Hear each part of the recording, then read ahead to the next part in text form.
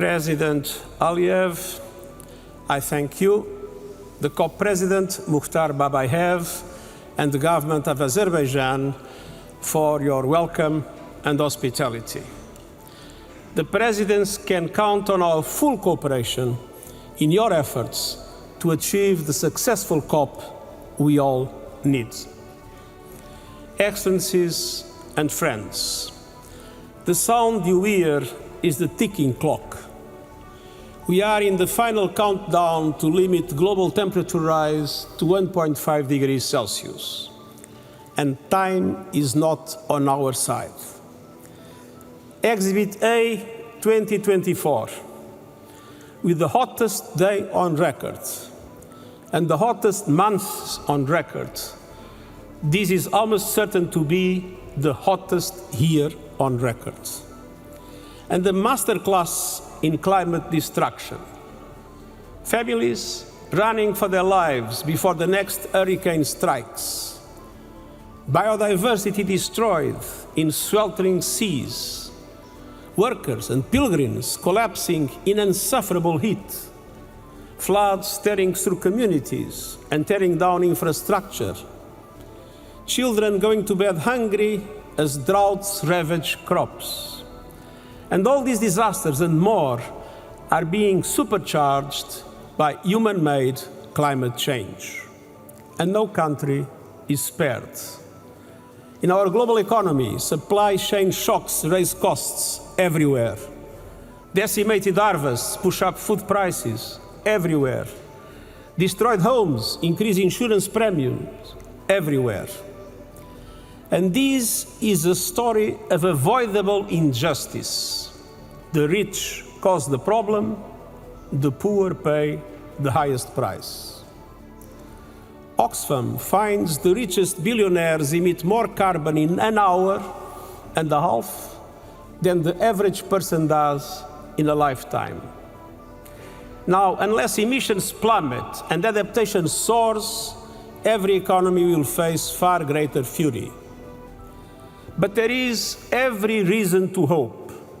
Excellencies, at COP28, all you agreed to move away from fossil fuels, to accelerate net zero energy systems, setting milestones to get there, to boost climate adaptation, and to align the next round of economy-wide national climate action plans, or NDCs, with 1.5 degree limit.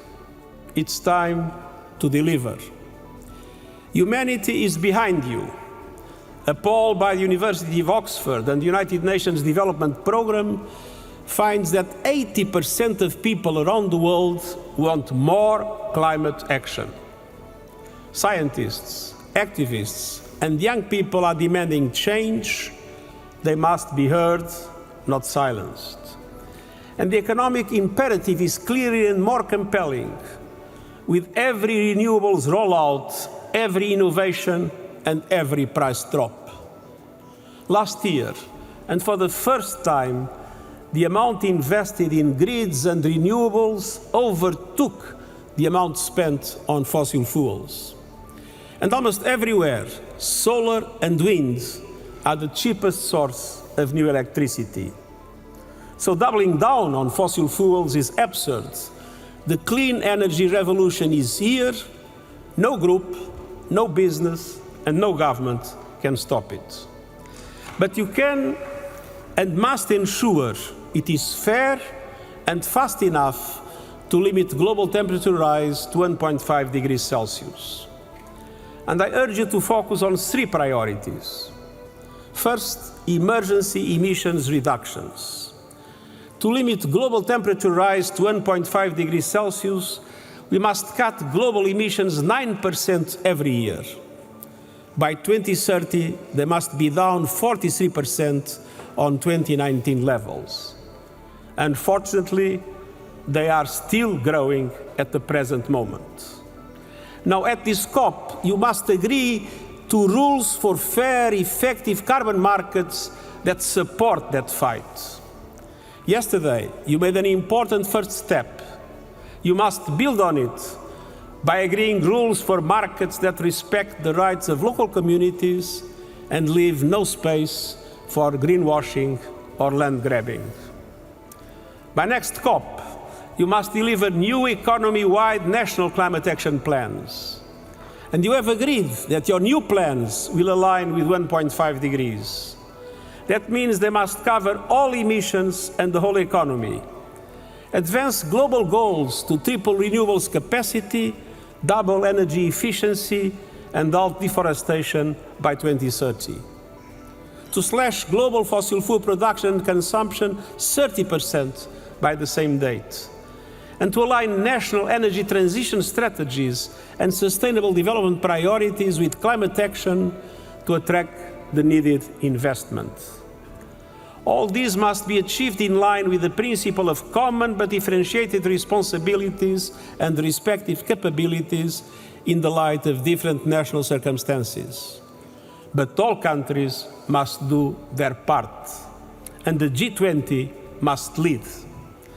They are the largest emitters with the greatest capacities and responsibilities. They must bring their technological know-how together with developed countries supporting emerging economies. And every nation must have the tools and resources for climate action.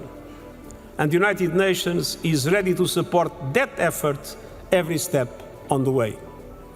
We are supporting developing countries with new NDCs through the Climate Promise initiative, and striving for justice in the renewables revolution through our panel on critical energy transition minerals. But ultimately, only you can deliver on national ambition and action. Only you can beat the clock on 1.5 degrees. Excellencies, second, you must do more to protect your people from the ravages of the climate crisis. The most vulnerable are being abandoned to climate extremes. The gap between adaptation needs and finance could reach up to $359 billion a year by 2030.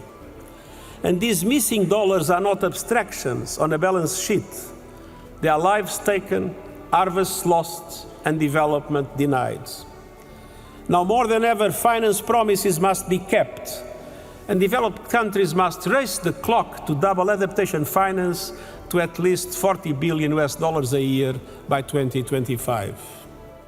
Adaptation investments can transform economies, driving progress across the Sustainable Development Goals. We need countries' new climate action plans to set out adaptation financing needs. And we need every person on Earth to be protected by an alert system by 2027, in line with our early warnings for all initiatives. And we need climate justice, particularly a surge in pledges to the new loss and damage funds and commitments turning into cash with finance pouring into the fund's coffers. But we also need a fundamental step change across the board. And so, Excellencies, the third priority is finance. Developing countries eager to act are facing many obstacles: scant public finance, raging cost of capital, crashing climate disasters, and debt servicing that soaks up funds. The result, adaptation denied and a tale of two transitions. Last year, developing and emerging markets outside China received just 15 cents per every dollar invested in clean energy globally. COP29 must tear down the walls of climate finance.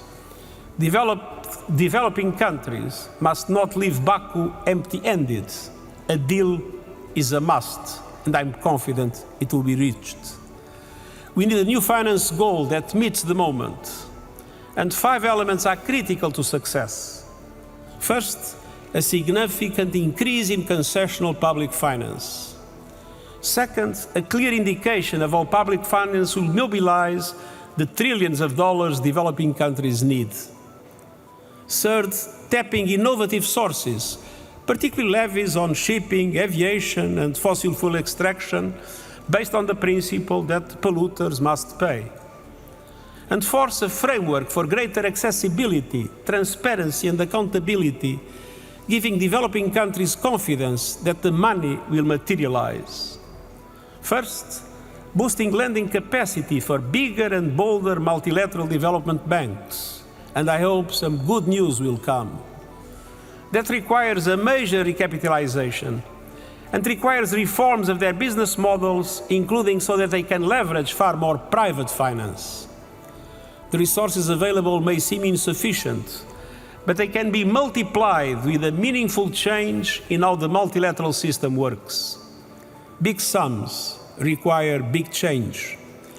The COP29 outcome must build on the Pact for the Future agreed by consensus in New York in September and drive progress. And I urge the major MDB shareholders to use their position to push for change. There is no time to lose. On climate finance, the world must pay up or humanity will pay the price. Excellencies, in this crucial period, you and your governments must be guided by a clear truth. Climate finance is not charity, it's an investment. Climate action is not optional, it's an imperative. Both are indispensable to a livable world for all humanity and a prosperous future for every nation on earth. The clock is ticking. I count on you and I thank you.